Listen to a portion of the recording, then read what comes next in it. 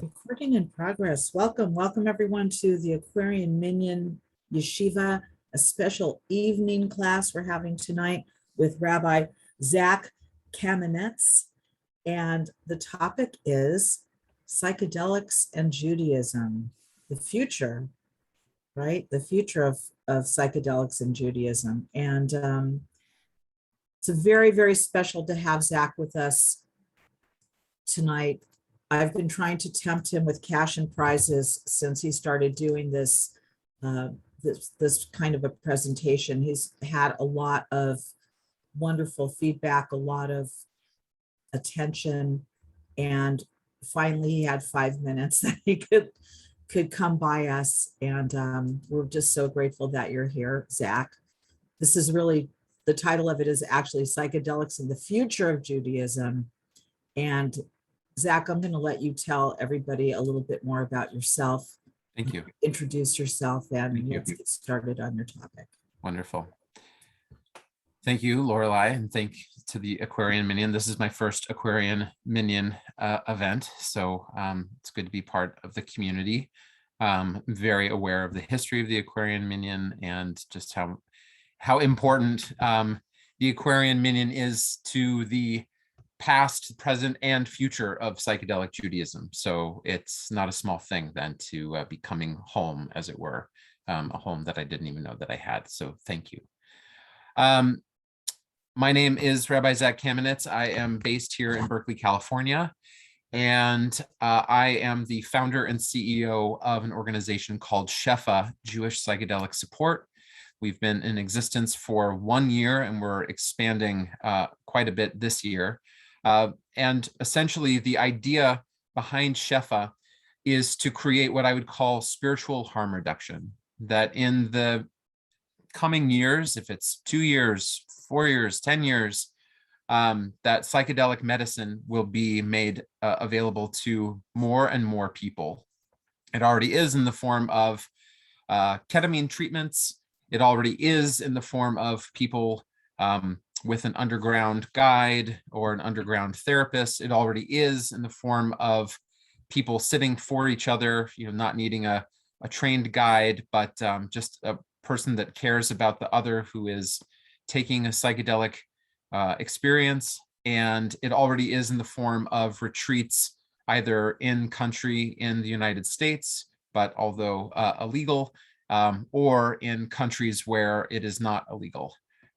Such as parts of Mexico, probably all of Mexico, places in South America, the Netherlands.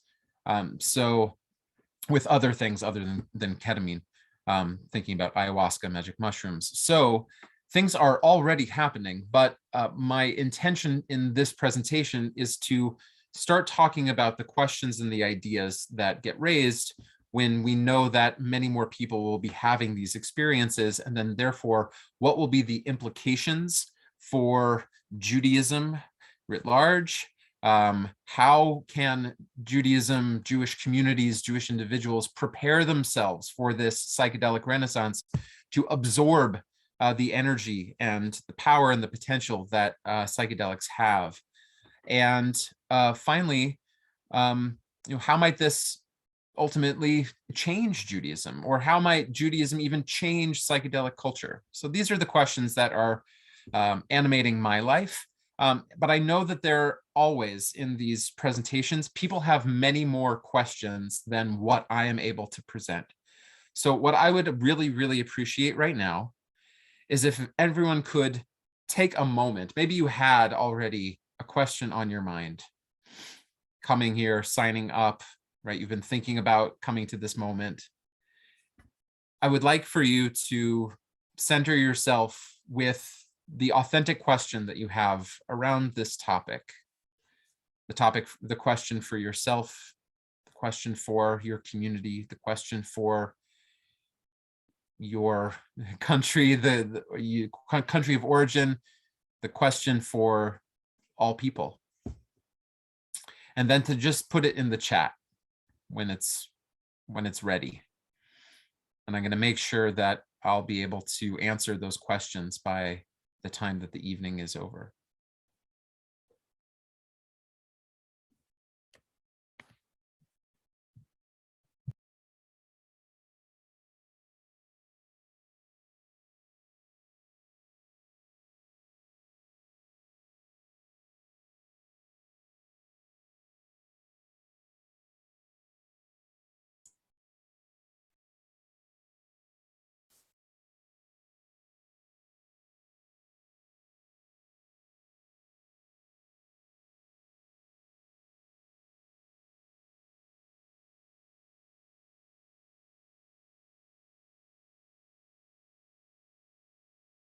People want to continue to populate the chat.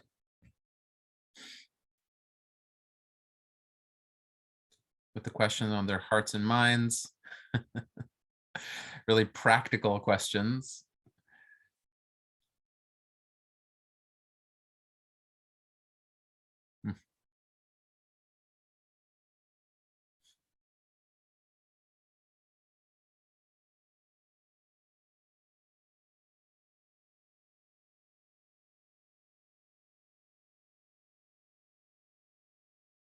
So people will continue to write their questions along the way. Just name a few. How can I be of service? How can psychedelics best be used to treat and release depression?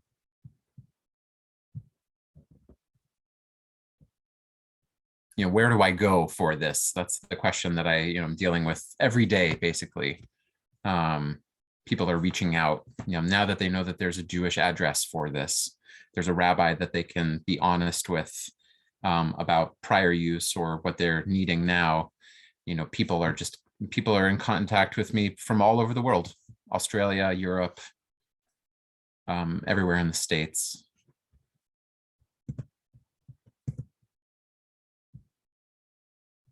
Evidence of ancient use, we'll talk about that. Which psychedelics are you thinking of? I'm thinking about anything that is a psychedelic compound, where we'll get into the, Corey will get into some of the nomenclature, but we're talking about any plant compound or even any synthetic compound.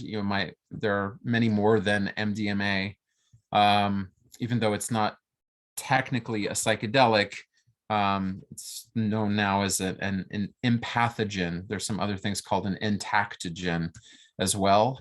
There are other people who can talk about the differences between them, but entheogens, yes, all of those things. But we'll talk a little bit about the difference in terminology, but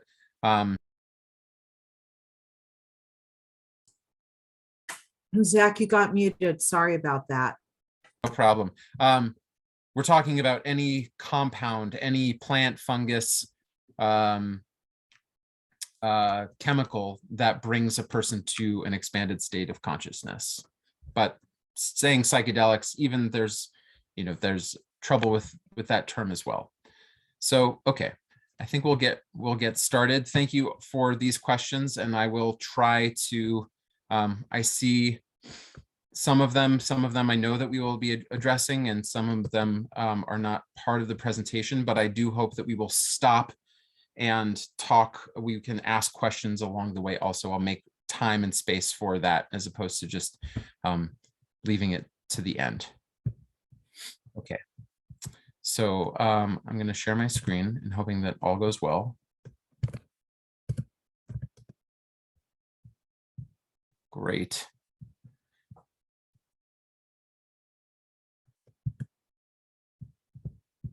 Hold on a second, the present button. Okay. So again, I've introduced myself already, and this is me. This is me, and I'd like to share a little bit about myself and my journey. This is me on the couch at Johns Hopkins University in April of 2017. And I was a part of a study that was done at Johns Hopkins and also at New York University, NYU, where I think 24 or 25 religious leaders, clergy from different faith traditions, were all given a major dose of psychedelic compound.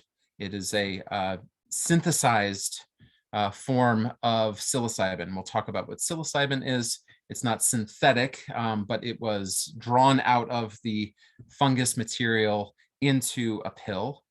And I was, over the course of 7 hours, I was there on my back. I had earphones on, I had my eye shade, and went through my first and profound psychedelic experience. I actually had 2 of these over the course of about 4 months. And it was at that time when I had finished my time at Johns Hopkins and my period of integration. We'll talk about what integration is a little later. That the notion that if this, for a rabbi to have such a powerful experience, for an Episcopalian priest to have their life radically changed, to have Catholic priests, ministers, an imam, Buddhist monks, Hindu mystics, all having something about their religious traditions open up in a brand new way because of the time that they spent, maybe 12 hours in total, on a couch in Baltimore or somewhere in New York. That it came to me that it would be important for our tradition, for our communities, to understand more about what the psychedelic experience is, what are the potential risks for people who want to undergo this experience, and what is the potential for more people to be actively pursuing psychedelic experience with the help, with the support of their religious tradition. Many people have done, and maybe you are one of these people, many people have done psychedelics in certain, we'll call them recreational, but I would probably just call it more casual ways, at concerts, with friends, during a Yontif meal, on a walk with a loved one. And people have also been doing them in more conscious ways. Maybe all of those ways could be conscious, but with specific intentions, with a guide, to be doing some sort of ritual to enhance the meaning and purpose, perhaps some sessions of preparation and time debriefing or integrating their experience afterwards. So here I am on the couch. I was a rabbinic psychonaut, and I was on this couch because of a person named Roland Griffiths, and many more people, but just want to highlight Roland's work. Roland has been a researcher in neurochemistry and neurobiology for over 20 years. His research that he had been most focused on before psychedelics was caffeine, but how a plant could have such powerful impact and changes on brain chemistry. And it was because of some individuals who had been in this field for a very long time. They approached Roland and said, you know, what if you could get a study approved to actually see what are the biological, psychological impacts of something like psilocybin, naturally occurring, and has profound impact on consciousness. What if you could actually do studies to understand what is happening in people's brains while they are on these medicines, these plants, these fungus? Because the research that had been done prior to this, which was shut down in the 60s and 70s, there, of course, like we've had light years of progress in neurobiology, neuroimaging. And so there were just things that people still did not know, of course, about what happens to your brain on drugs. And so in 2008, there was a study that was published after, I think, about 50 people had been given psilocybin for the first time in this country since, I think, the 70s. And from that, they published a study with an amazing title called Mystical Type Experiences Occasioned by Psilocybin Mediate the Attribution of Personal Meaning and Spiritual Significance 14 months later. That's all you need to know. But what the title actually means is that they were given, just like part of my protocol, people were given this pill of psilocybin, and there was they were given the music. There was 6 hours of basically classical music playing with an eye shade. People were not allowed to leave the room. You'll see a picture of the room in a moment. But afterwards, they were given a barrage of of questionnaires about what their experience was like, ranging from, we'll see a little bit about the criteria, but what people by and large were able to share was that they had something called a mystical experience, where the positive effects of that, the insight that they had about their lives, that something had been resolved within themselves. They had made contact with a divine persona or many personae, and whatever the effects of that were, they were long lasting. It wasn't just you had a trip and that was it. Is that people were able to claim that they were still thinking about this even a year later, in some cases many more than that. And so this actually then became the basis for getting FDA approval for Roland and his team at Johns Hopkins, where people that had terminal cancer, maybe you saw this on 60 Minutes with Anderson Cooper, people that were terminal cases of cancer, great amount of death anxiety in that population, that it seemed psilocybin seemed to vastly reduce their symptoms of death anxiety and depression. And most people in this study were at peace with their impending death. People who were smokers, smoking cessation. The idea that psilocybin, either 1 or 2 doses of psilocybin for up to 6 hours, could change the makeup of an addict. Many years, 50 years, people smoking, and then suddenly after these sessions would not go back to nicotine or tobacco use. Also, what happens in the minds of long-term meditators is also profound. You can find all of these studies online if you want to look them up. They're there to read. They're fascinating. I think they're easy to read for most lay people. But really, the line that's most important from this study is this: psilocybin occasion experiences similar to spontaneously occurring mystical experiences, and which were evaluated by volunteers as having substantial and sustained personal meaning and spiritual significance. The ability to prospectively occasion mystical experiences should permit rigorous and scientific investigations about their causes and consequences.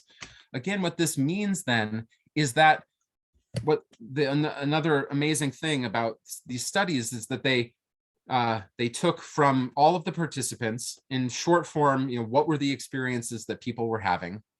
They also then they handed them to a number of religious professionals, scholars of religion and mysticism, and said, what is happening with these people? How would you describe what is happening with the people and they didn't know that they had a drug experience?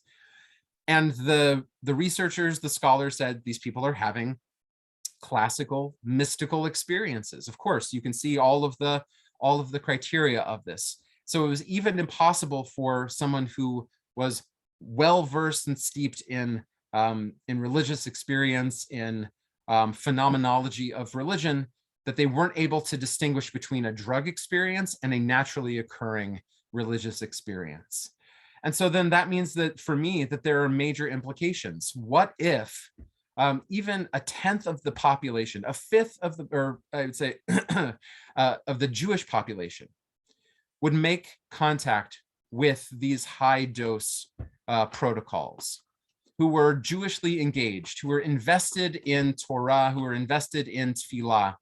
What would happen if they were going to be able to participate in these kinds of protocols, and not just once or even once, but maybe many more times? What would happen to the fabric of Judaism? Would there be many more books to be able to be written about people's personal experiences and their insight about the nature of Hashem, of divine consciousness, the nature of Torah, even of halakha, not just Jewish mysticism? A lot of halakha has been deduced, has been understood through the lens of mysticism. Could the halakha then even be developed further because of mystical experience? How does it change the way that we think about personal experience and personal authority versus the authority of the tradition? There's the God of the Torah, there's the God of the Agadah, there's the God of Jewish mystical texts. But when a person has ongoing and profound contact with the divine in their own life, either naturally or because of these substances, what's the nature of the religious significance and how that meets our tradition? So these are all of the questions that we are playing with and starting to understand in a deeper way. So I was talking about mystical consciousness. They, at Johns Hopkins and other places, they actually have a very rigorous, I would say even too strict of a definition of what mystical consciousness is.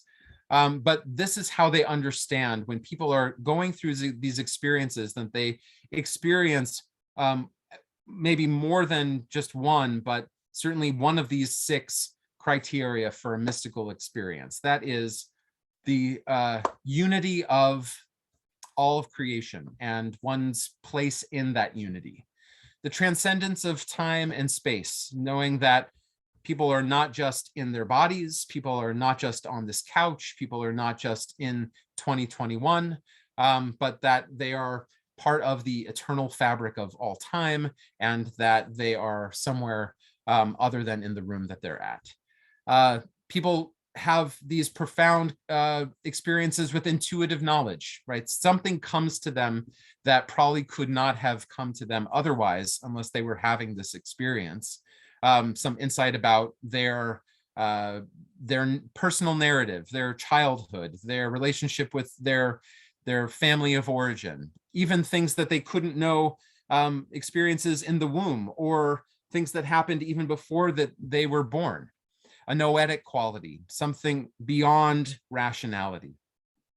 A profound sense of sacredness, knowing that they are in a moment that is not just mundane, but that there is something powerful and that there is some divine resonance that is happening. A deeply felt positive mood, even though this is something that they use on their scale. I would even add that it could be a deeply felt negative mood, because we can talk about this later. I think someone asked about bad trips, but a bad trip, a negative experience, can also have as much meaning as a positive one, and how that works itself out is all in the process. And the ineffable quality of a mystical experience, the inability to be able to express fully or even at all what it is that they went through, they saw, they heard, and can only be able to describe it either in poetry, they can reflect on it non-verbally, they can make art about it, but it is kind of impossible to talk about it with other people. That's why I think having something that is specific, having an organization, having groups meeting that are somewhat homogenous, right? That you're meeting with people who understand your backstory in some way is really important to be able to get past the boundaries of having to define terminology, or to be able to share what an archetype means in its deepest ways. The vocabulary of a religious tradition is sometimes a little too esoteric for your run-of-the-mill therapist or even a friend who isn't part of that tradition. And so to be able to have religious focused groups to be able to help people with this, I think is important for that reason, the ineffability. So all of these things then have really started since 2008, have created, and I'm sure you have seen in the newspaper, the Wall Street Journal, New York Times, constantly in Forbes, everywhere online. There are new research data being published. The MDMA trials of the Multidisciplinary Association for Psychedelic Science. There was a major article that just came out a few months ago about their phase 2 trial. It really opened up with this paper. And my study, the study that I participated in, is going to be published early 2022. So what that means is there's going to be another landmark paper that's going to be published jointly by Johns Hopkins and NYU, where they are probably going to say something like, psychedelic experience is indistinguishable from mystical religious experience, and that there is a reliable and repeatable way to achieve an authentic religious experience by being part of something like this kind of protocol. And that it probably is going to be a relief for a lot of people, maybe a lot of people on this call. They could say, yeah, and I already know that. Or to say, I have been wanting to have a authentic, meaningful, embodied religious experience, and I just can't get it. These books, I don't get it. Shul, I don't really understand. I like a little bit of the singing, but I've never gotten it in my kishkas. The ability for this to be in the deepest part of your kishkas, really, really quickly, in a repeatable way, is then going to change the nature of religion. Right? If these states of consciousness have usually only been available for some people, some mystics, or some of the people some of the time, or a couple people a little bit of the time, what's going to happen when many more people have it available to them more of the time? So that is what the background is for my talk, my experience here, and what I'm going to be talking to you about the future of Judaism. I'm going to just look at the questions. If anyone has any questions about Johns Hopkins, the protocol, anything that I've mentioned at this point, I'd be happy to take maybe 2 questions right now, or we can just move on.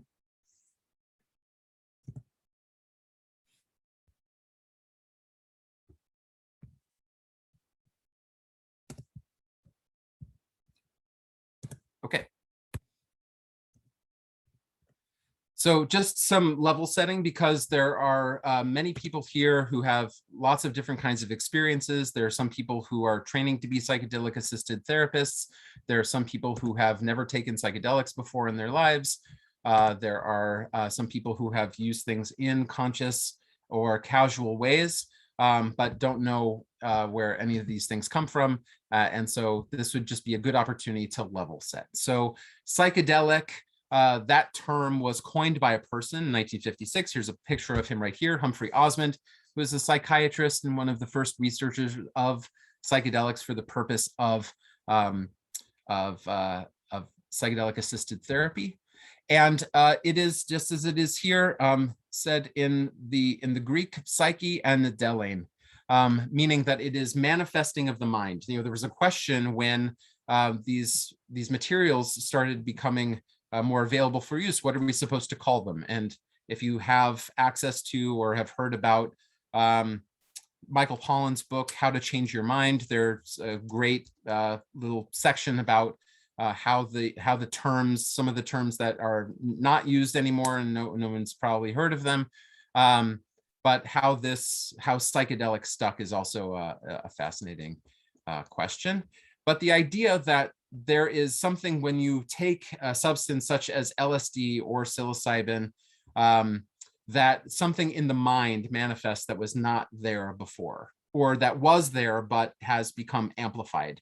One famous researcher, Stanislav Grof, calls psychedelics non-specific amplifiers of the human psyche, meaning that just turning on the volume on not anything in particular, but just about on everything, can make things come out or manifest that could not have otherwise. And it is then about something about the mind. And interesting, then something about the body is not necessarily implied by the term. It might have an older, talking about the 50s, it might have an older idea about where mind is located, right? We might not necessarily say that mind is in the head, but is something about the entire network of the body. But it does sometimes just have something to do with consciousness that exists in the brain. Another term that was popularized, and someone had asked about this before, is the term entheogen. And entheogen, as you can see here again in the Greek, entheos genesthai, meaning the manifesting the divine within, was coined by a group of ethnobotanists, specifically here, Gordon Wasson, who was not only an ethnobotanist in his own right, but was a journalist, one of the first people, we'll talk about him, to actually write about psychedelic culture in indigenous setting. And when we talk about entheogens, we're usually talking about, because the word theos, right, that the divine is in there. This quote here is only about those vision-producing drugs that can be shown to have figured in shamanic or religious rites we would call entheogens. So there's seems to be something about the setting, right? The intention about where you are doing this, or how you're doing this. If there is a sacred purpose, or it has been part of some indigenous culture that has some idea that this is part of their religious history or religious practice, we would call that an entheogen. So that's why if you wanted to join a Facebook group, you would find the Jewish Entheogenic Society. You can look that up on Facebook, and you should probably join that. But the question is not just about psychedelic experience, but about deepening Jewish experience, Jewish religious and spiritual practice through the use of entheogens. These things get thrown around, and some people are pretty strict about them. Others just tend to go back and forth between psychedelic and entheogen. But just good to know that there are different terms and their applied meanings. Just to see here for a second, did all the religious leaders practitioners in your study meet before and after together to share it all? Maybe we can talk about that later for sure. And what was the dosage for the study? James, you can actually look that up. I won't spend time here now, but that information, because it's about the weight of the participant, everything was factored on a particular ratio from body mass to the grammage that people were given. Okay, so a little background about the waves of psychedelic use. We find ourselves in the third wave, some people like to say.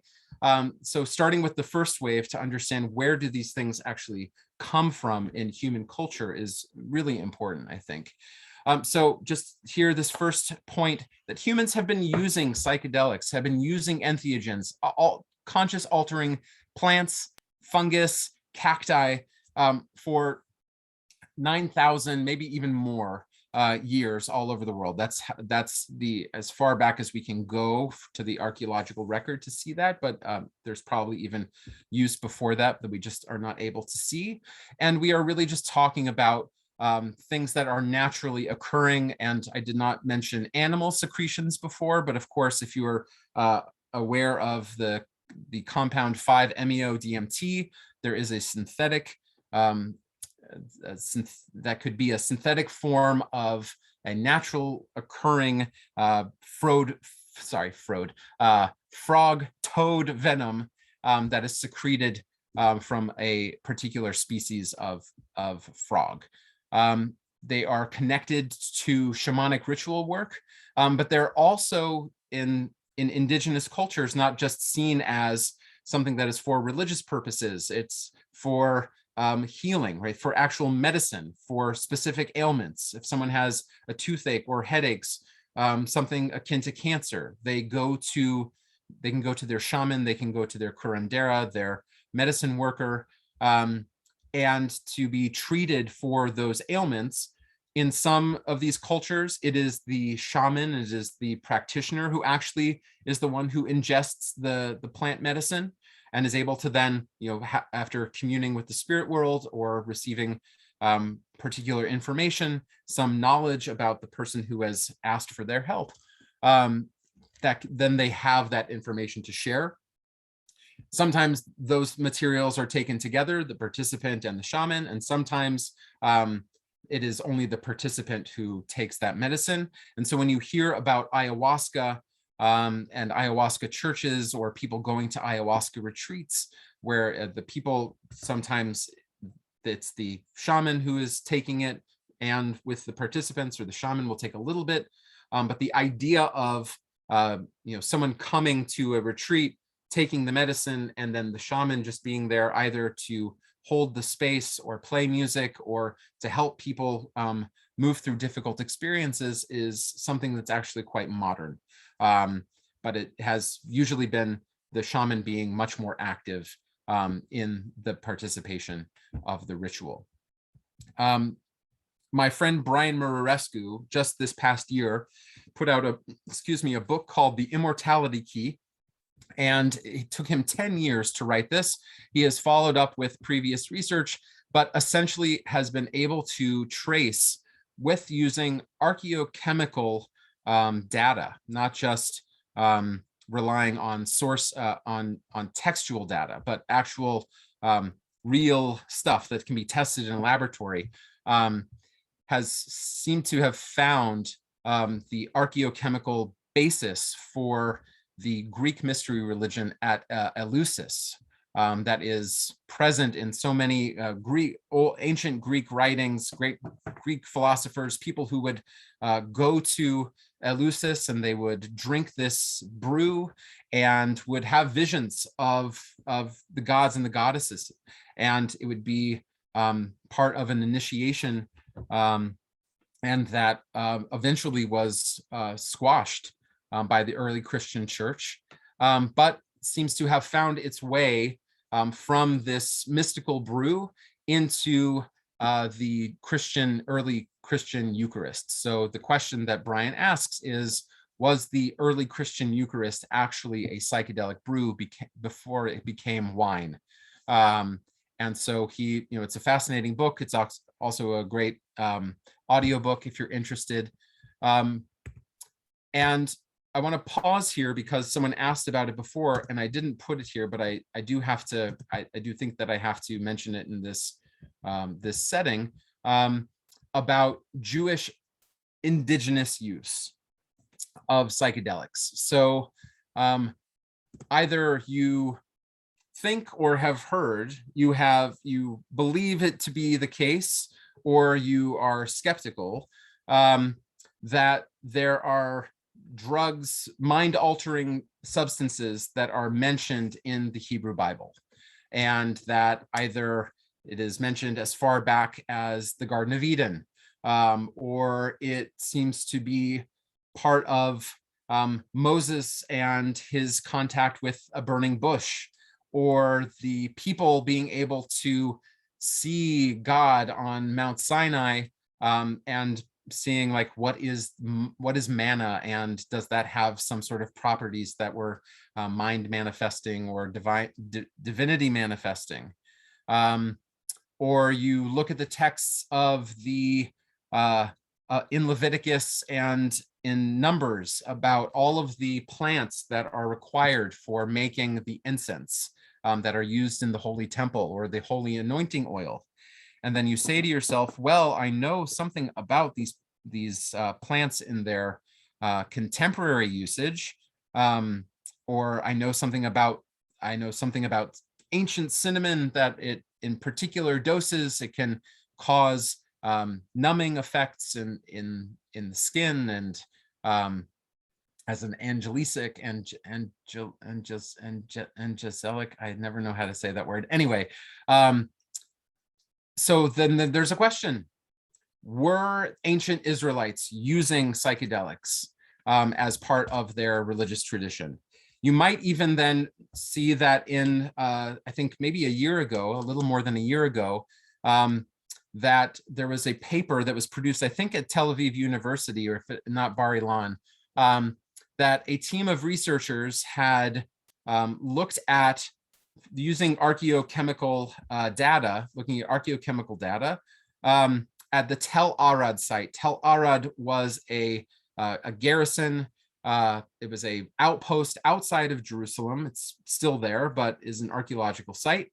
And there is a small temple there that seems to be modeled, either it is the model of the Jerusalem temple or it is modeled after the Jerusalem temple.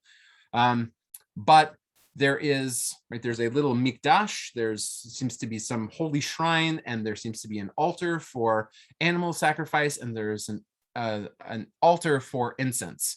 and there is a burn area where incense was clearly being burned in the limestone of this altar. They had not had the instruments to be able to actually test what were the substances in that, but this team was able to do that. I think probably more than a year ago. They just published their findings a year ago. Anyway, they found, not only did they find some of the things that are mentioned in the biblical text about incense, but they were able to isolate cannabis as an ingredient. There also was animal dung as well. So not only plant matter, but also animal feces. And this was for many people who had been already saying this for a very long time. See, cannabis is in the Bible. When the Torah describes all of these recipes, right? It mentions kane bosem. It mentions this fragrant reed. It mentions cannabis, bosem. And now they have material evidence of weed in the Bible. This raises many more questions for me than just to be like, okay, marijuana in the Bible, cannabis in the Bible. God said it's kosher, totally fine. Everybody should be smoking in shul or in the Beit Midrash. Many more questions than that. That's for another discussion. But to be able to say that my position, I'm actually really a minimalist. There are maximalists who read this and say all of these things are entheogens. All these plants are mentioned in the Bible. That the history of Israelite religion is a psychedelic one, and I am not of that mind. I think there's much more research to be done. I think that the textual tradition, looking solely at the textual tradition of the Bible, I think is not necessarily a Jewish way of looking at the text. We have machlokot about, we have disputes and disagreements about what the plants actually are that are being described. Or it's not just a simple translation. If I can find carcome, then if I can find carcome growing in the Berkeley Hills, then I can take that and I'll have a psychedelic experience. But it is a question, and it will become a question we'll talk about later with regard to legal use. If Israelites had been using psychedelics, could we as Jews claim, like the Native American church, like a ayahuasca church, to be able to say this is part of our lineage and we are restoring our religious tradition by starting to integrate psychedelics into our religious use? Don't you see we have precedent for it in our holy texts? Yes, the question about the Baal Shem Tov and the pipe, if there's cannabis, there's an entire book about the tradition of marijuana usage in a book called Cannabis Hasidus. I'm sure he has been he has taught for probably for the Aquarian Minyan, but it's an important book to read. I'll just go through these other slides quickly. The second wave of psychedelic use is when things like LSD become available, discovered and then available after 1943, when Albert Hofmann was the first person to synthesize LSD in a lab. Then Aldous Huxley publishes The Doors of Perception in 1954, and talking about his experiences, one of the first to be captured in the West.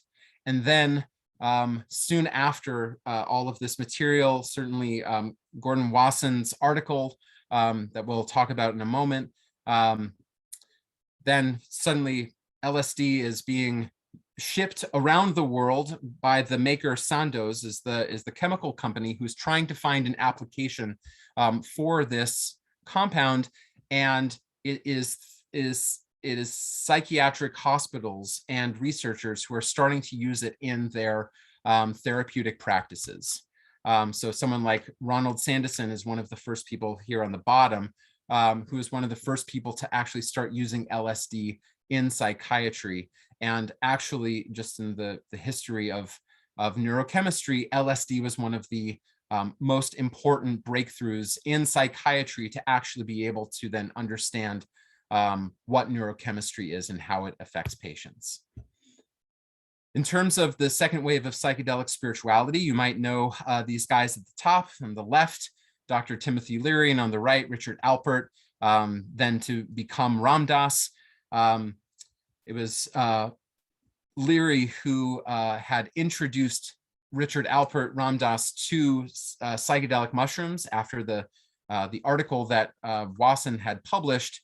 Leary, who was a psychiatrist, wanted to know more where he could get these, and he was able to procure these things and share them with his friends and family.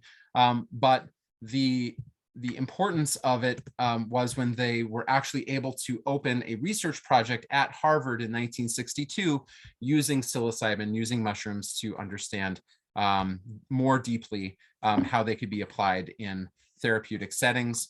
One of the really important in terms of religion and psychedelics, one of the important steps was Walter Pahnke, who was, I believe, a supervisee of Leary and Alpert, who designed the Marsh Chapel or the Good Friday experiment, where 20 divinity students half were given psilocybin and half were given, I think it was like niacin, something to maybe make them flush or to increase their heart rate, but not psychedelic. They were all put at the basement of the Marsh Chapel on Good Friday during the Good Friday service, with the music from the chapel above being piped into the basement below. And excuse me, on Boston University campus. And 10 of those students had a profound psychedelic experience, and 10 of them were feeling maybe a little bit fuzzy. And this was the first time, even though there are many flaws in the study itself, to not necessarily be a truly double-blind, meaning the participants and the researchers did not know who was going to get the psychedelic. It's hard for anything to be double blind if someone's having a psychedelic experience. They know that they have been given psilocybin and not just the warm tinglies from niacin.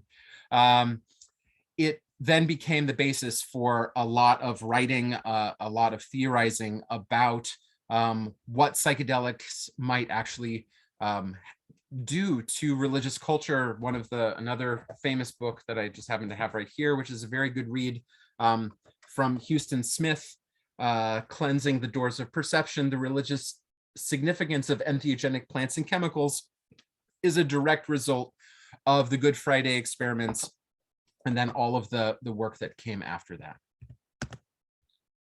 So as you can see here, Tim and Ram Dass transformed. They are fired from Harvard, and as psilocybin seems to somehow escape from their research and into their parties. And it also escapes from many other research laboratories, and that is essentially how the counterculture and the anti-war movements get synced up with psychedelic culture.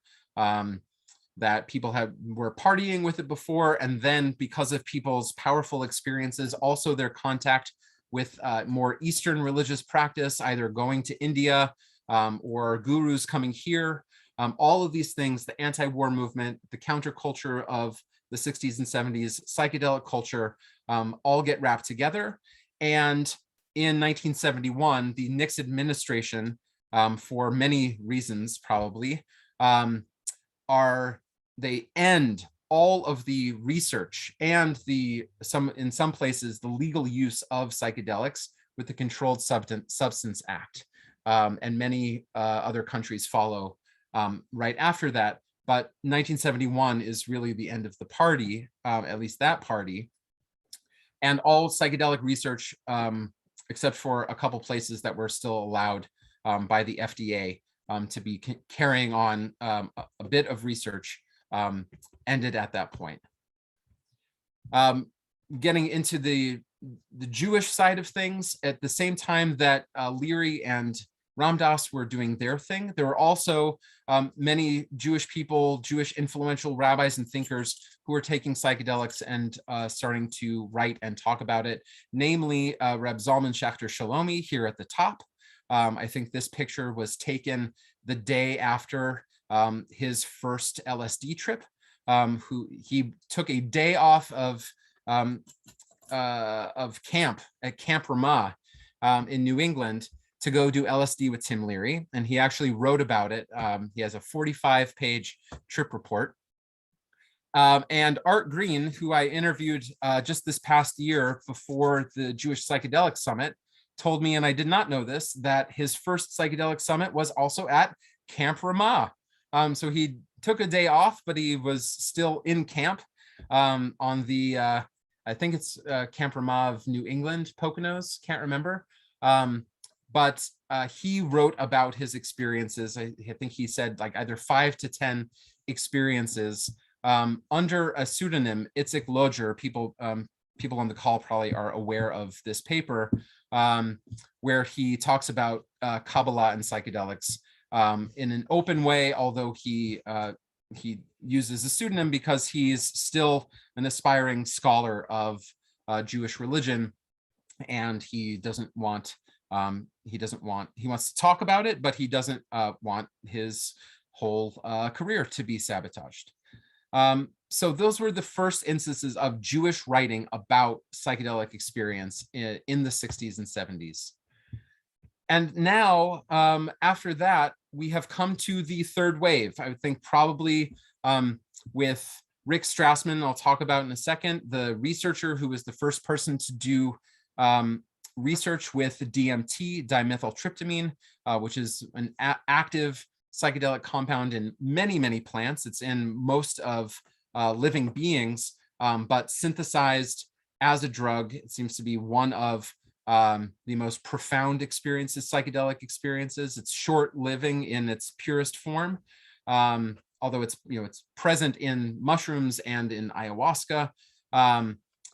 And his research then was happening in 1991, and you can, if you haven't, you can either read about it or see it. There's a documentary called DMT, the Spirit Molecule. And he is one of the first people to get FDA approval for this research, although in the late 2000s, the team at Johns Hopkins was to follow in suit. And now you can see all of these other organizations: the Johns Hopkins Psychedelic Research Unit, MAPS, as I mentioned before, Shakruna, an Institute for Psychedelic Plant Medicine, my organization, Shefa, a book, you can buy a book on Amazon, James Fadiman, the Psychedelic Explorer Guide, Double Blind Magazine, right? That we are now in a moment where psychedelics are being talked about openly. We're talking about it tonight. We're talking about it on podcasts. You're seeing it on 60 Minutes and in the paper. There is something that is happening, something that is shifting, where people, of course, have been since the 60s and 70s, the underground has been flourishing, but either new people, new researchers, new ideas are coming in from the above ground, or people in the underground are starting to come above ground. And we are seeing a renaissance in culture. You can see specials about psychedelics on Netflix.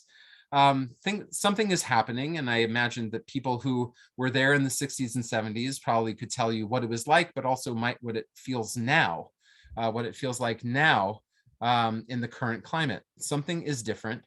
And what is going to happen is yet to be seen. We just saw the other day, you might have heard that one of our state senators, Scott Wiener, had been putting a bill pushing a bill forward in the state Senate, SB 519, that had gone through a number of the steps, a number of the committees, passed all the way, took an entire year to get to getting ready to bring this before the entire assembly for a vote, and then to the governor's desk. And just the other day, he announced that he was going to slow down the process. I imagine he doesn't have the votes to pass, the votes that he would like to have. And so instead of it being a year-long project. He says it's going to be a 2-year project, but just the idea that that could happen. And it's happening all over the country with decriminalization legislation that's being passed in places like Washington, D.C. and Oregon, or city councils like here over in Oakland. The city council decided that these kinds of plants can be decriminalized. It doesn't mean that they are legal. It means that they become the lowest priority for law enforcement, and could potentially just be a misdemeanor if people are caught with them, I guess, and are not possessing with the intent to distribute, but just have it for their personal use. That things are changing, and people, I think, probably because of the experiences in the 60s and 70s, and we already had one Controlled Substance Act, that people are trying to be much more careful, much more precise. They want people to be careful with the way that they're talking in public. There's, I don't see, and I certainly am not, psychedelic messiahs like Tim Leary saying we're going to dose everybody. The majority of people are going to have a psychedelic experience. We're that close to enlightenment. I think, they had like maps and diagrams in their offices about when America was going to be enlightened based on how many people were doing LSD at the time. I think we're seeing something much more careful. And that probably also has something to do with psychedelic capitalism. There are many companies who are trying to create their own unique patents, either on these chemicals themselves, but also on the protocols, because once these things become federally approved, either in grand scale, large scale, probably legalization, not sure when that would happen, but even just for therapy, between a therapist and someone with a diagnosis, that people are going to be able to make a lot of money. I think I saw someone say like the psychedelic market could start at $3.2 billion. That is a lot of money. And so it's probably in market interest for things to move slowly and carefully, so that people could be making the money that they want to make on these unique materials and unique protocols. There's a lot there, of course. So just letting people know. Okay, I think I want to skip over a little bit of this stuff because I know that people have questions, but I do want to just hit one person in particular. This book that I have here, Shiviti, A Vision, is one of the first, if not the first, account of a Jewish person going through psychedelic assisted therapy. And Yechiel Denur, that is his name, otherwise known as Katsetnik, and the number that he had at Auschwitz. He was a survivor from Auschwitz. He was a writer, and he wrote a book called Shiviti, about not only his experience in the camps or in Auschwitz, but also then his time with Dutch professor and a psychiatrist Hans Bastians, who coined the term concentration camp syndrome, and was treating several Holocaust survivors with the use of LSD. This is Hans Bastians in the picture below. It is not Yechiel Denur, but this book, Shiviti, is a very important part of Jewish psychedelic lineage. And I think it also is another argument, his experience is an argument for spiritually and culturally informed psychedelic care. I think an important part of this book is that Denur is not able to describe his vision. And you can see this is the first page of the book on the right, the two lions, the tetragrammaton, all of these are names of the divine. It's a shiviti. It's something that you put before yourself, either a picture or on the beginning of a sefer, or where a sefer Torah might be. And he is not able to describe the vision of the divine throne at Auschwitz. That he cannot tell his therapist about what he is seeing. And I wondered if he had a rabbi, he had a Jewish therapist, someone who knew the language, knew the imagery, if he would be able to share more deeply about what he was experiencing versus the shame that he describes of seeing God in a death camp. So just a picture here. Psychedelic assisted therapy is an important topic, but just wanted to show people, this is the room, a picture of the room that I was at, and the participants at Johns Hopkins all were here. On the right is Bill Richards. He was my guide. You might know the name, William Richards. He is since the 60s. He was a student of Walter Pahnke, and he has been, I call him the psychedelic Forrest Gump. He's basically been at every significant psychedelic moment since the 60s. He published a book called Sacred Knowledge. He was my guide and many other people's guides at Johns Hopkins. And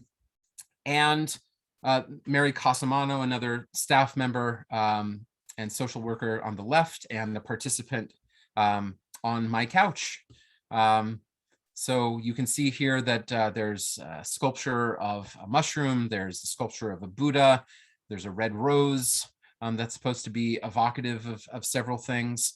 But they are there supporting this individual, not getting up, walking around the woods, but the experience is meant to turn that person inward as much as possible through the use of music and the blindfold, to see what happens. We were discouraged from talking too much, but wanting to go further and further in. And that seems to be possible, at least for these researchers, when the person has basic sensory deprivation. Okay, so psilocybin, an important part of all of this, as I've mentioned, is that mystical experience seems to be a key component of psychedelic healing. And another thing from Johns Hopkins here is that 75% of respondents in both the non-drug and psychedelic groups rated their God encounter experience as the most meaningful and spiritually significant in their lifetime. I think something like 65-75% of the people who have gone through these treatments or trials have said that it is the part of their top 5. It was one of their top 5 experiences in all of their life. And I think 80% said it was the #1 experience of their life. I don't know if people who have had psychedelic experiences could claim that here on this call. I'd love to know if people are willing to be vulnerable later. But a little bit more about psychedelic healing. This is Julie Holland. She is a really important, fabulous researcher who just put out a book this past year called Good Chemistry: The Science of Connection from Soul to Psychedelics. Like, what does psychedelics have to do with healing? And I just love this quote from her. She says, psychedelics can help get us in touch with our souls and what they need, leading us back to a truer, healthier, and more meaningful path, one I sometimes refer to as sustainable mental health. What if we could work in sustainable mental health as a Jewish value, specifically, not just specifically through psychedelic use, but in prayer, study, ecstatic practice, but something that we become more aware of because of conscious psychedelic use. Just a little bit about MDMA. People had been asking, what is MDMA? MDMA is a chemical that has been designated in 2017 by the FDA as a breakthrough therapy.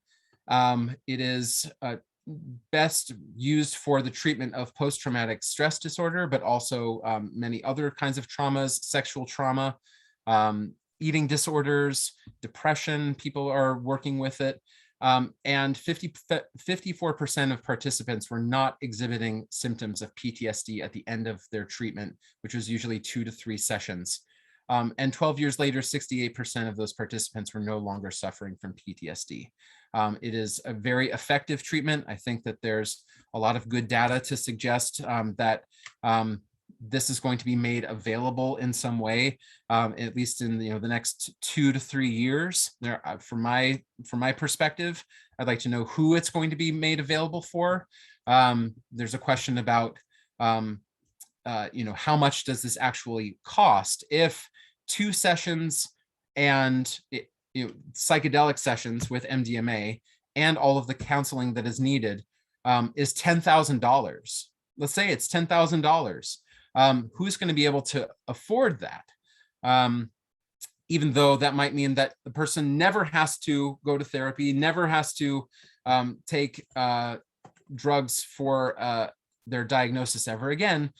Is there a way that these things are developing that are actually for pikuach nefesh, actually are being animated by our desire to save lives, at the same time as being profitable for the people who are developing these medicines and for these protocols? Rachel Yehuda, who is the daughter of a Mishnah scholar, a Talmud scholar, Tzvi Aryeh Yehuda. Yes, he was one of the people who actually put the Kahati Mishnah into the final form. She is now the director at the Center for Psychedelic Psychotherapy and Trauma Research at Mount Sinai. And I love this quote from her. I'm actually going to save it for later because I have a better one for her, but I want to get to the Jewish stuff because I have filled our cup with where are we in psychedelic timeline, and now I want to get to the Jewish thing. So somebody I saw in the chat had put something about Rick Strassman's work. Oh, excuse me, sorry. I have skipped a number of things. Hold on. Wow, I skipped a bunch of things. Whoa. Just a moment, going back. Rick Strassman, he is a Jew. He's a DMT researcher. He hasn't done research for a very long time. He's actually, he told me that he's kind of done talking about DMT. But he wrote another book that came out just a couple years ago. This book here, DMT and the Soul of Prophecy. And what he does is to compare his research, his DMT research, the experiences that people were saying that they were having while under the effects of DMT, and compared them to the classical prophetic revelations that happened in the Hebrew Bible, Isaiah, Ezekiel, Amos, Moshe, and he puts them side by side and says that they are remarkably similar in not only the content that comes to them, but also in a lot of the imagery. And so what this does is it raises a really interesting question for him, which is, does the brain create God? Like, is God a manifest object of our brain chemistry? Or does God communicate with us through the brain, right? If the brain is the locus for these things, which way does it go? Is it neurotheology? We create a theology, or is theology come through the brain into the prophet? And so I highly recommend this book. It's a fascinating read. But he really wants to know. He does not think that the prophets were ingesting psychoactive chemicals, but he does believe that the prophets were having profound DMT influenced experiences, that they then were able to contact the divine realm and received information about the political life of Israel, the practical life of Jewish worship, namely with Ezekiel and the rebuilding of the temple. And he says here, there are practical implications of a thorough neurological understanding of prophecy. These emerge from speculating how the prophetic and DMT states resemblance to each other reflect similar mechanisms. And what he would say then is, if what the prophets of the Bible are experiencing, and maybe what other Jewish mystics after the Bible has been canonized are experiencing, an overwhelming dose of DMT in their brain, either they have been able to study long enough, pray, meditate long enough to be able to contort their bodies in such ways. I have a book somewhere here, very good book, called Shamanic Trance in Modern Kabbalah, researcher at Hebrew University named Jonathan Gard. He basically says that a majority of expanded consciousness happens with modern Kabbalists in their positioning of their bodies during Tachanun. Tachanun is one of the prayers that happens after, the Shmona Esrei, the 18, the silent prayer, the 18 benedictions. But he would say that people would be able to contort their bodies by bending down and putting their heads between their knees, creating an intense trance-like experience. And the visions that people have during Tachanun seem to be on par with psychedelic experience. So the question is, which way is it going and why does it matter? Because if people can be having high DMT experiences in a particular way, could we then think about reopening the prophetic tradition in Jewish religious culture? Could groups of people be getting together either with psychedelics in a therapeutic setting or a retreat setting, meeting once a month, meeting however often, and doing that kind of psychedelic work and producing new books, new works of Kabbalah, new works of prophecy, and the question about their authority that would be a great debate for modern Jewish theology. But if these things are so similar, like Roland Griffiths was saying, then why not? Why? What would be the questions about their authenticity? And they're, of course, questions, and I'd love to talk about them. So we do see, of course, psychedelic experience, if you want to call it that. You call it prophetic experience, but here are like two classic texts from Yechezkel, from Ezekiel, and from Daniel. You will be very familiar with at least one of them. Yechezkel in the opening chapter, sorry, the citation is wrong, it's chapter 1. I saw 4 wheels besides the Kruvim, the cherubs. They gleamed like beryl stone. Their entire bodies, backs, hands, and wings, and the wheels of the 4 of them were covered all over with eyes. These wheels, my ears were heard called the wheelwork. Right, this really powerful, overwhelming experience of the divine chariot, of the divine throne that Ezekiel is seeing. Right, there's a political implication for this. It's not only visionary, although it becomes the basis for most of Jewish mysticism through the divine chariot school, the Yordei HaMerkava school, for Jewish classic philosophical questions about the nature of Torah and the nature of philosophy, secular philosophy. We also have here Daniel, another prophetic and political figure.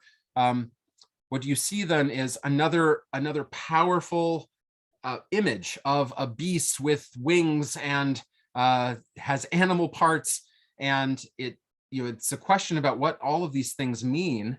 But what we don't usually talk about is in Ezekiel and Daniel, it's not only that they have these really powerful, beautiful, I keep saying the word powerful, I don't know what else to say, transformative, visionary, imaginal experiences into a different realm, but specifically for Ezekiel, you see this vision at the beginning, but then it comes back at the end of the book when he sees that the divine chariot is actually leaving the land of Israel, right? That this idea that God is now going into exile with the Jewish people is an important one.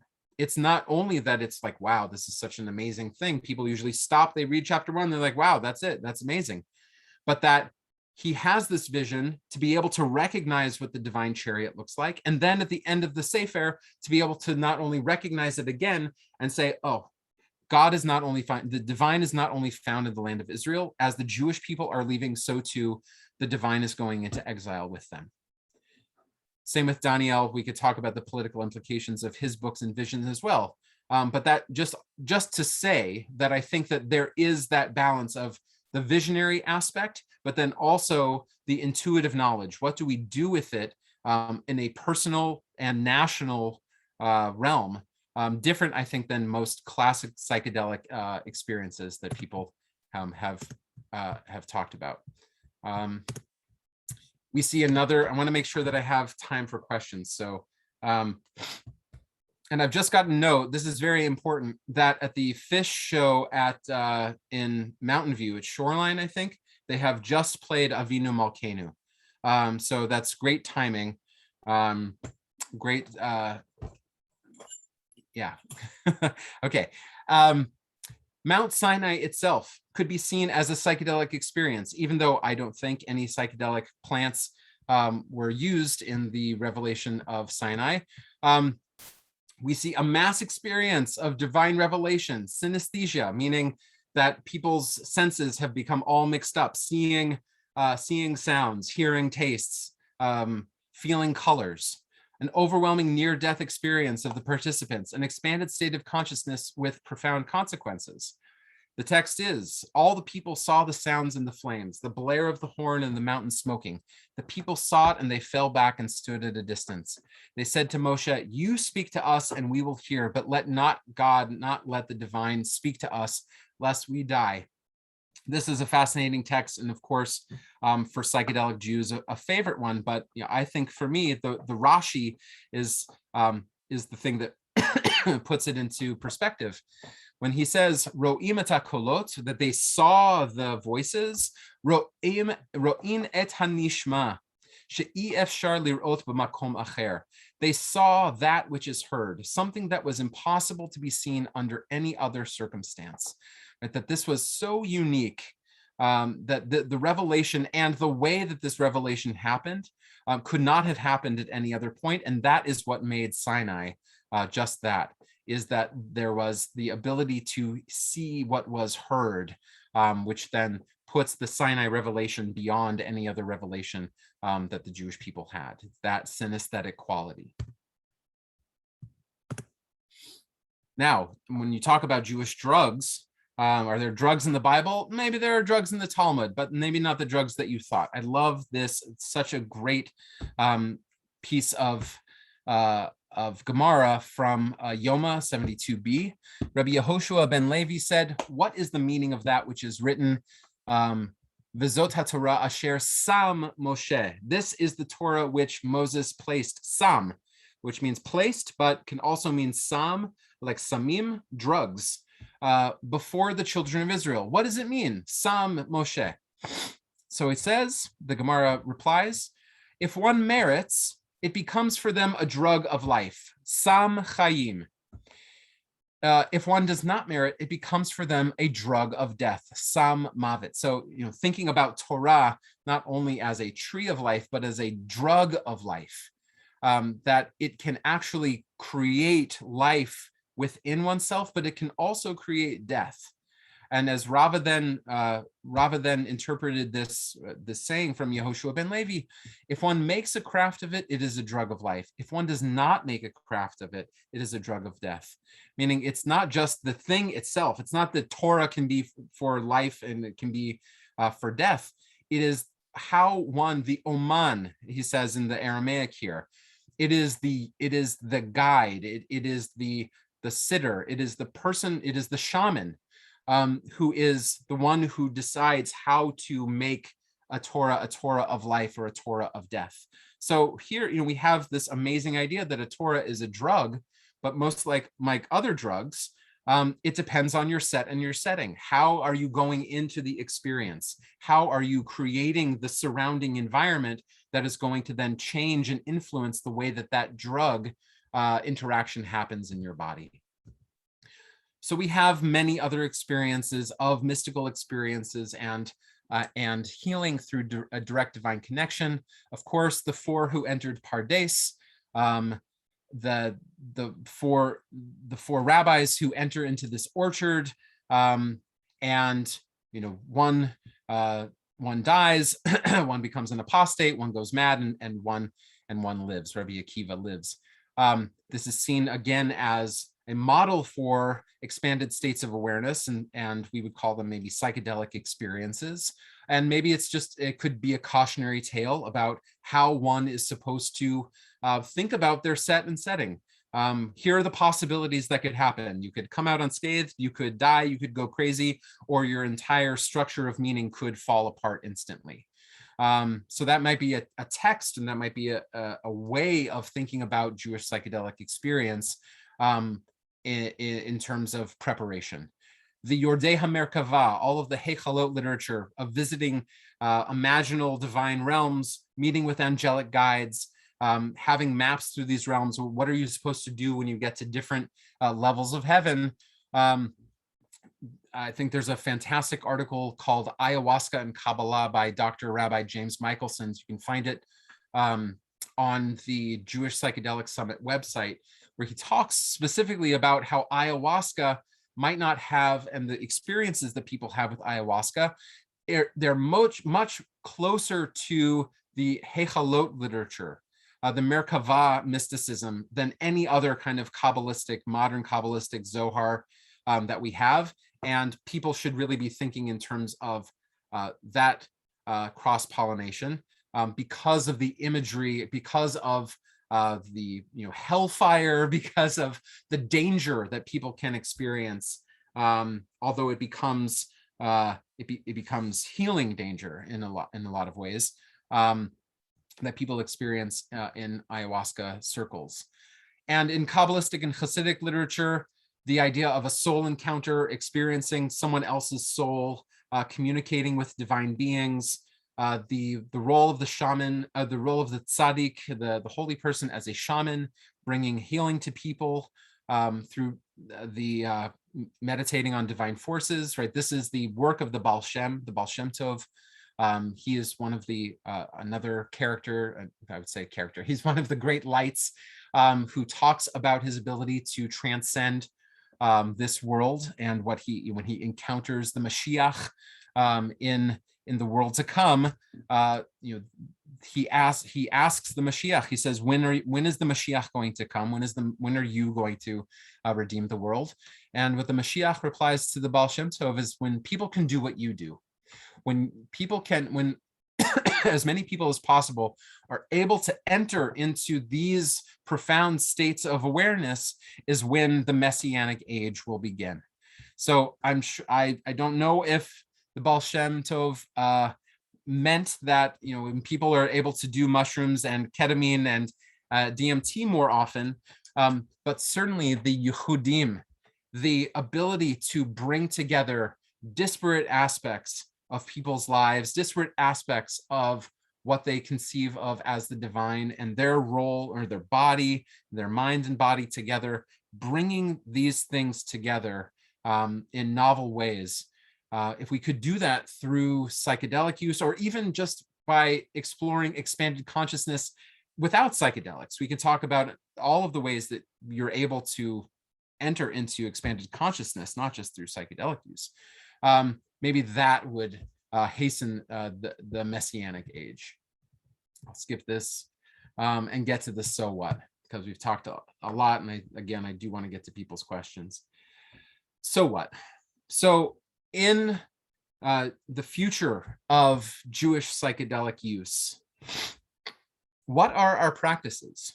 How do we determine for ourselves, for our chavruta, just the person that we were doing this with, one person, with a dedicated group, with a community? Of course, I'm not advocating for anyone to break the law or to engage in illegal activity. I'm talking about in a time where these things become practical and available. Let's now start to think about what are the ways in which we are going to take our traditions, right? The things that are in these books, in our minds and our hearts. How are we going to transform them or to elevate them in a way where we can have them meet psychedelic experience? How do we think about our own mindset and setting? And how do we think about what happens in the moment beforehand, during, and after? Are we merely just opening up a Siddur as we have it and reading Shema Yisrael? Are we creating new liturgy? What are our core texts?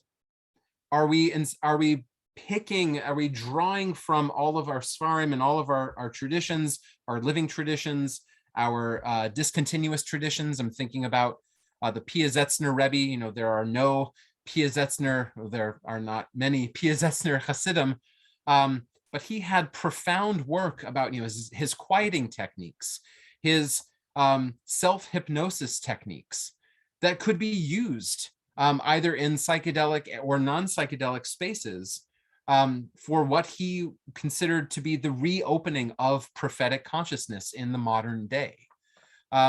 Could we gather these texts in one place? Could we, be combing through Hasidic literature in a way that we had not before, and drawing out, like many people, like Art Green, Reb Zalman, obviously. I'm also thinking about, from Sephardic lineages like Madame Colette, who was doing a number of amazing, powerful, beautiful, just brilliant Kabbalistic meditations and breathing exercises that are, not known by many people now. Could we then be creating a psychedelic siddur, a psychedelic synagogue for ways in which we could figure these things out beforehand for when we are ready to apply them? I have some of my ideas, maybe you have some too. But creating particular Jewish containers for these things. What does the space look like? What are we trying to invoke? There's a conversation in the psychedelic world about the role of intervention, right? All music or dance or movement or, incense, all of these things that enter into the space, they then have an impact on the person's experience. Do we want, or we can have, of course, a multitude, but do we want non-interventionist psychedelic Judaism, where we just want the person as themselves, their inner healing intelligence, and whatever communication comes to them from beyond the veil, and we're only there to help support them and guide them? Do we want a Zoharic, Lurianic setting where the alphabet, all of the letters of the alphabet are present in the room, and someone finds themselves in the Aleph base, like Abu Lafia, but different? There are all of these ways that we can start thinking about our traditions, and not necessarily something, a will to believe, or want to believe. A person will have this major experience in their hearts and souls and minds. What is then the ways in which we want to support those experiences? How do we think about Torah as a way to support a person beforehand? Are there things that we want people to learn, to know, to internalize from sacred texts and sacred literature? In some ways, much like another Tim Leary, Richard Alpert connection. I'm sure many people have this book here, The Psychedelic Experience, which was their translation in all of the ways that word can be understood, of the Tibetan Book of the Dead. But what they did essentially was to create a psychedelic liturgy. The psychedelic prayers of Tim Leary. I've heard from many people that were using in the 70s that they'd be having, they'd be tripping, and they would just grab this little book and read one of these prayers and would immediately feel grounded, safe, connected. It would open them up into a new level of their experience. Do we need to be creating these things carefully, consciously, and authentically, so that we have them available for people if they want to be journeying in a Jewish way, if they want to understand themselves as Jews in their psychedelic journeys? It's possible, and people can do it now. You don't have to wait for anybody. But these are the questions that are on my mind. Jewish frameworks and practices for direct experience. We've already talked about set and setting. We call this sometimes kavana, right? What is the intentionality? We've talked about prophecy already, where we have great a venerable tradition of the prophetic consciousness being our entire birthright, right? That Moshe himself says, Would that everyone were able to prophesy like me. And the integrative practices, to the ability to not only to run out to meet our experience, to meet divine consciousness, to meet ourselves, to meet our family lineages, our trauma, but how we return. That term that actually comes from the book of Ezekiel, but then we find in Kabbalistic and Hasidic literature, ratzov vashov, right? Running out to meet that experience, but then the shov, the return, the moment of tshuva is in a way then trying to ground those experiences. When we were out running around, how do we ground those experiences into everyday life? How do we think of a lifetime of Jewish spiritual practice from the moment that we wake up until the evening, or just one moment in the day, using things like journal work and drinking tea, or tefillin, or Shabbat, or some aspect of Shabbat practice to ground our psychedelic experiences. That's the moment that we reflect on something that we encountered, something that's still ineffable, a moment of insight and clarity, something that we felt deeply in our bodies that we want to remember. And we have all of these ways of application of Jewish tradition, but merely just the ability to then connect them, that are meaningful to us and maybe to other people as well. So I wanna make time for the people to talk. Maybe I'll just read this last quote from on the right-hand side. I have already mentioned him, the Piazetzner Rebbe, Kalonimus Kalman Shapira, when he says, "In truth, there is divinity in all of a person's matters, but people obscure it with their thoughts, their desires, and all of their concerns. If a person were to stop and pause their incessant stream of thoughts and desires for a single hour, the divine portion would be visible to them without its garments." And I don't think that he had in mind psychedelic use, but I want to take his work and his life as inspiration, because I think that if what he was trying to do was to declutter people's minds, to understand the modern secular mind and know that there's the ability to go beyond it and to deepen it and to bring it into resonance with the prophetic tradition of the past 2,000 years.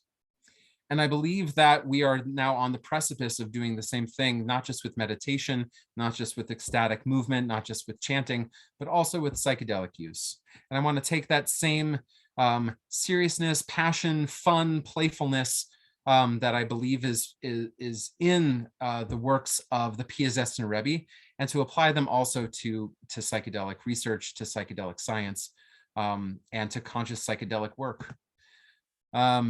So of course, this is the tip of the iceberg, Goldberg. But I wanted to get people's minds working in different ways, the ability to introduce myself and my work, the thing that other people are working on as well, and to hear more of your questions. People have written a lot of questions in the chat, and I appreciate it. I want to just to say a couple things. There all of the lectures from this past year's, all of the panels from this past year's Jewish Psychedelic Summit are on our YouTube page. So a lot of the things that we have talked about, where I have mentioned therapy, ancient use, Kabbalah as a Kabbalistic and Hasidic traditions as frameworks for psychedelic experience. There are at least like 8 hours of panels and many more interviews. So I want to encourage you, if you want to learn more, there's more. So this is an introduction to this kind of new wave and new way of thinking. I hope it's new, or maybe it's old and new, as Zalman would say. But now to be able to hear comments, questions, concerns, and to just connect with you and not the slideshow.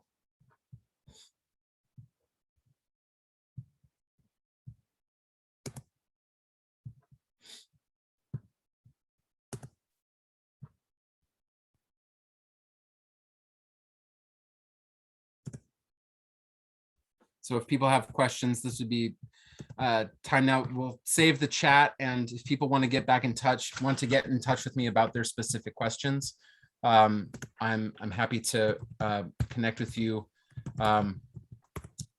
Zack, let's take some questions from the people who are still here, because we've been going for over an hour and a half and we've had some drop-offs, but people are still hanging in and definitely have questions. Friends, if you want to raise your hands, you can use the little reaction button on your controls there to raise your hands if you have a question that you want to ask in the moment. And then we can just see that and call on you from the participants bar in this wonderful Zoom environment. Don't be shy, folks. I think we have a lot of shy people here tonight. Well, I also want to acknowledge that, that this is being recorded, that people might have something they want to talk about from their personal experiences, but also then don't want that to be part of public forum, right? The ability. Okay. So just Well, want there you go. Well, Suzanne Lingo is raising her hand. So Go ahead, Suzanne. Go ahead. Hi, I am curious if you know of research in this area of psychedelic substances and the pineal gland. Yeah. So thank you. So this the pineal gland, it's the gland that exists between the hemispheres of the brain. It's it's the only gland that does not have a pair, right? All of the every other gland is symmetrical in the body, but it's a single point. So it's been the object of a lot of questions about what is its role in the brain. It's a problem that we can't cut into someone's brain while they're alive. It's a problem. The problem is that you can't cut into someone's brain, ethically cut into their brain while they're alive to be able to do the research that is necessary to understand the role. And once a person passes away, you can only observe it, but it's not doing its function after that person already dies. So it's a little bit of like a black box of human experience, which is, I guess, maybe why it's so interesting to people.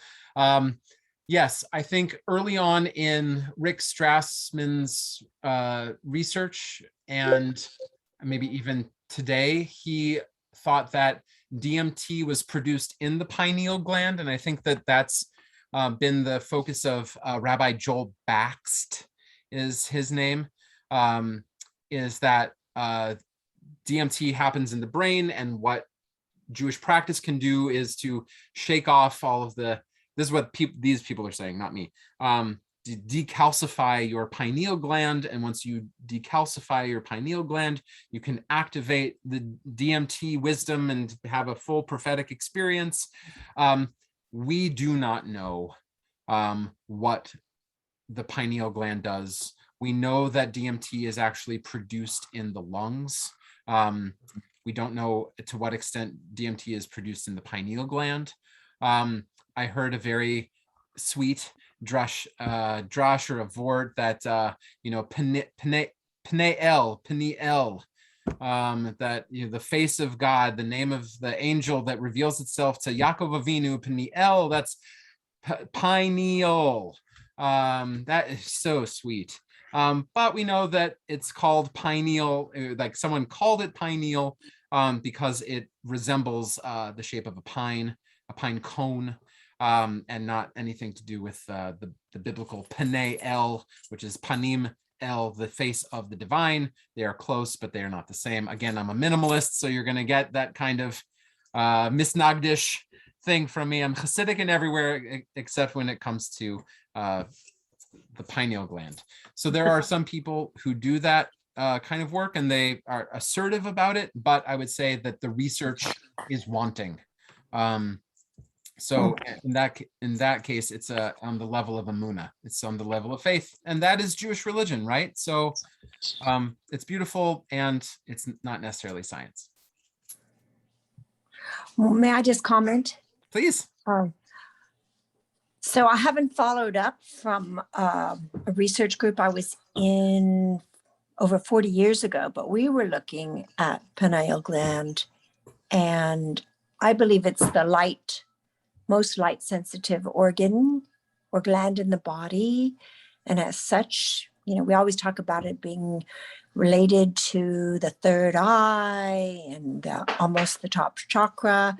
So we do know that melanocytes, which are the tissues that create melatonin, are located in this area. Have you heard Yes. about that? Yes. Yeah. So melatonin, it seems that there is more actual data about melatonin, and so there might be some resonance with visionary experience during dream states.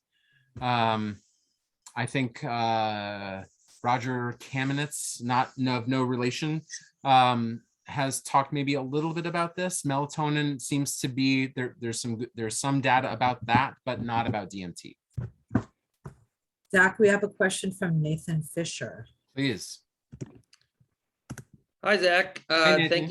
Thank you so much for your wonderful talk. I had two questions. One was before about if there was any discussion amongst, some of the other people that you're in that study with before and after, particularly the after. I would be curious if you all got a chance to debrief at all and to check in. Yeah. And then if no one else has a question, my second question was just, are there particular mystical texts or frameworks, obviously you shared a few tonight, but that you found particularly meaningful and helpful in digesting and navigating some of your own explorations? Absolutely. So thank you. The first question about the participants in the group, funny that you mentioned that, is, people have been part of this study as far back as 2016. So this had been ongoing for a very long time, and they are, if they're now just getting ready to publish. I think the qualitative team just met a week ago. The quantitative team, I think, has finished its writing.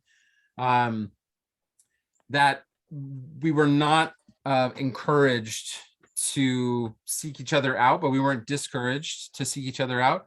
And somehow, some way, a number of us found each other. I think that there were a lot of people who were not interested in becoming public about it because of where they worked, and they wanted to have the experience, but they didn't want their congregants or their community members to know that they were involved. And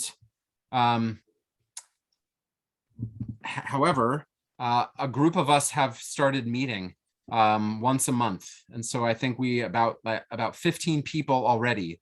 There are 10 people that we don't know. I imagine that we will never meet.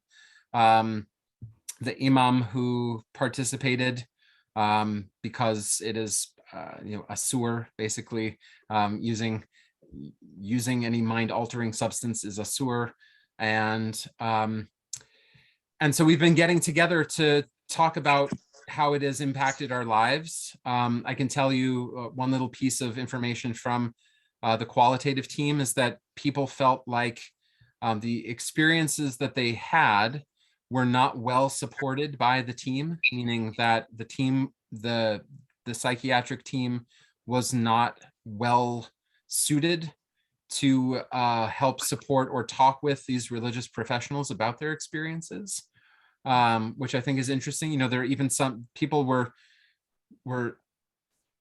so affected by it that some people couldn't even talk to their spouses about it. They didn't even know how to describe. I mean, that gets to the ineffability, but it also gets to the inability to integrate what really was happening and not having the proper tools for that. And that is, become my mission, is that if a Jewish person has had this kind of experience and has never felt like they have someone to talk to, now you have someone to talk to.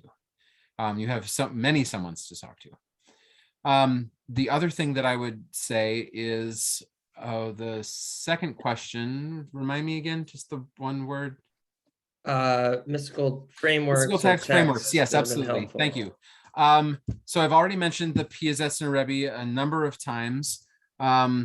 I would also then, I'll actually recommend a couple books, a couple other books. I already mentioned Jonathan Garb, Shamanic Trance in Modern Kabbalah.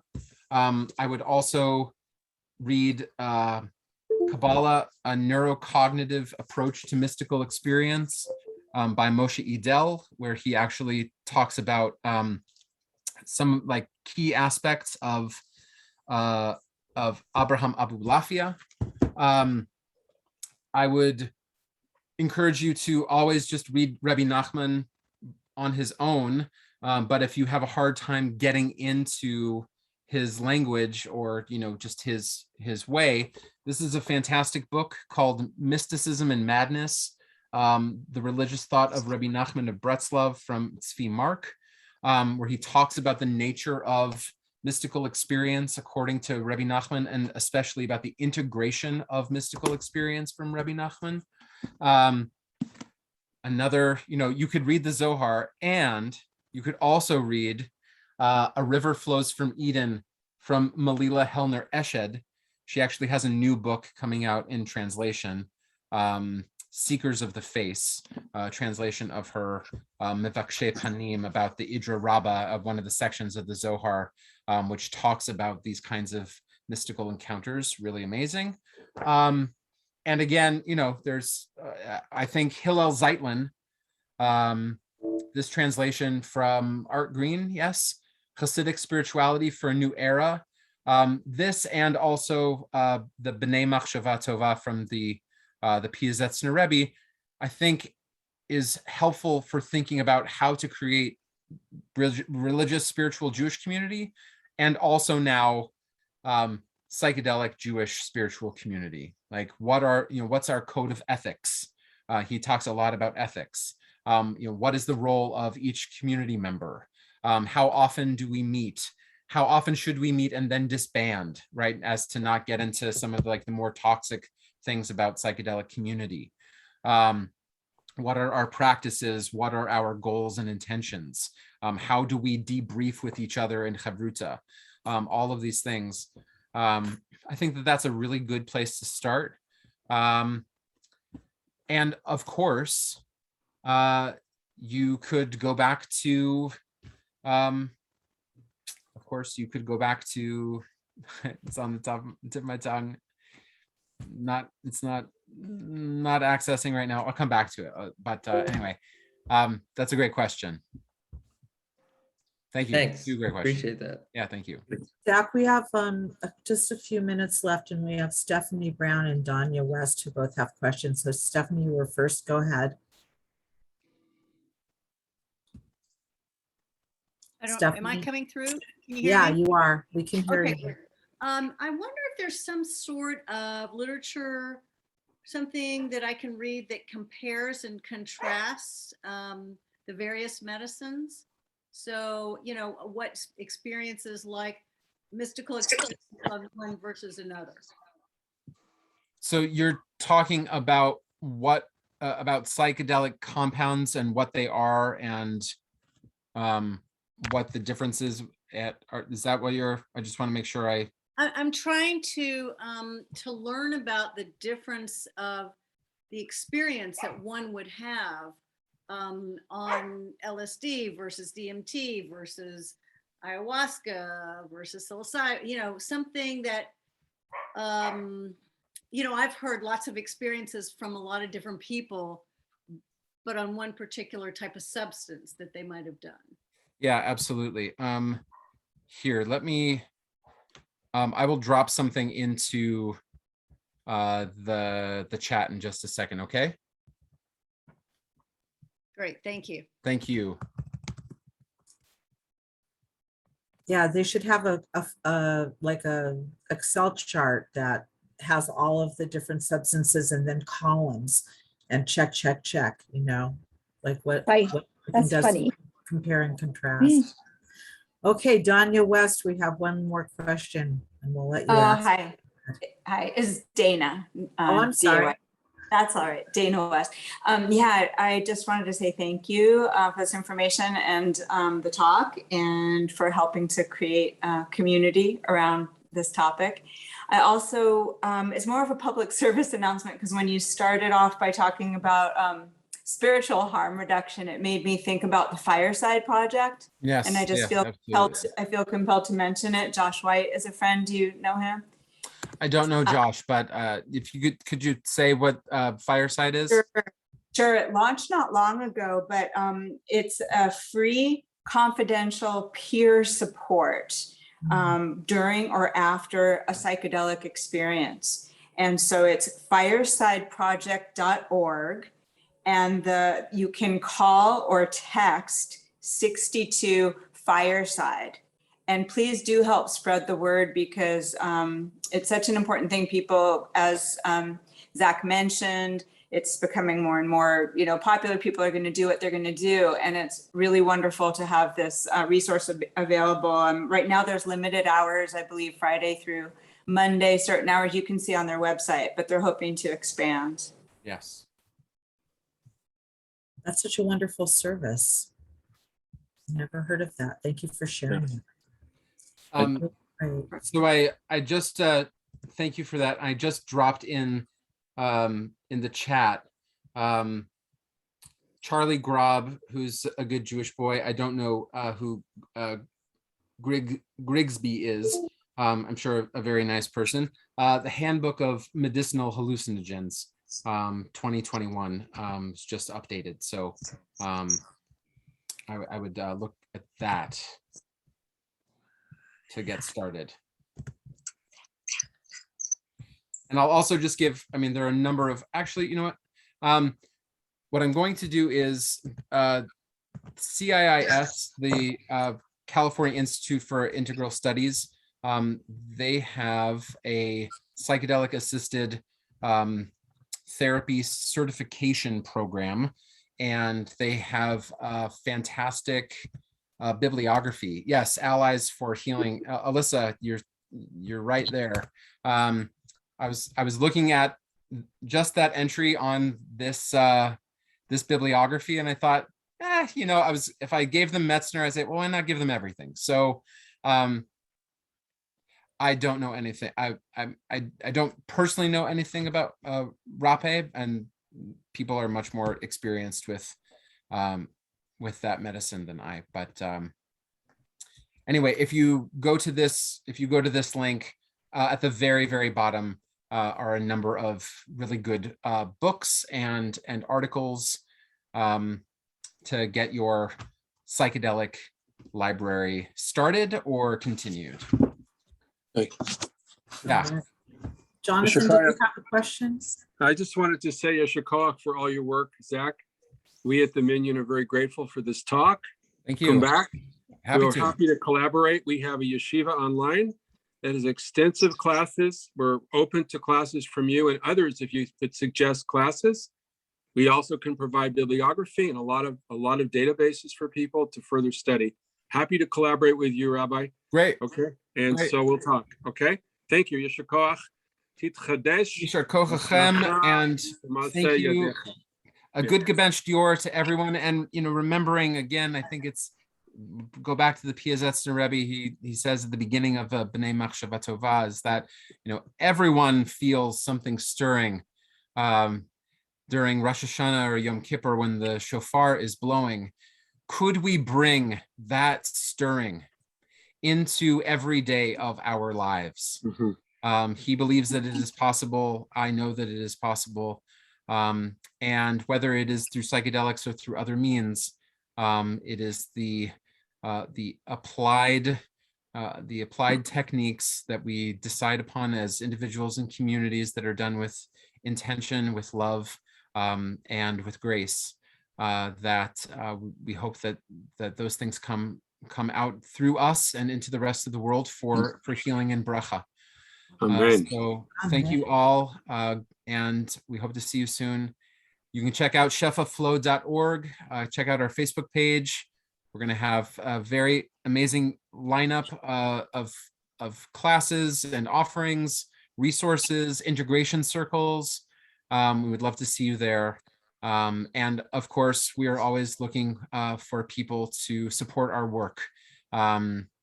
I'm hiring the first employee. Her first day of work is Erev Rosh Hashanah.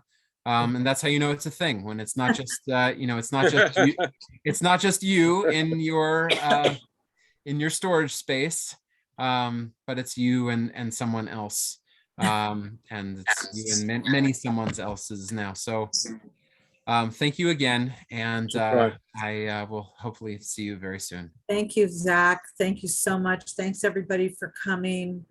We had a fantastic night tonight. Please visit our website, aquarianminyan.org. We're inviting you for Shabbos, for the High Holy Days, for many, many yeshiva classes and events. If you've never checked out our offerings, we invite you to do so. Zach, Shana Tova, Umetuka, you should have the sweetest and the highest New Year, all of you. Everybody should go into this next year, the Shemitah year, releasing everything that is not productive in our lives and resting from all oppression. And let us all say amen. Amen. Amen. Amen. Amen. Amen. Thanks, everybody. Good night. Cool too. Thank you so much. Thanks for organizing, Lorelai. You're welcome. Thank you.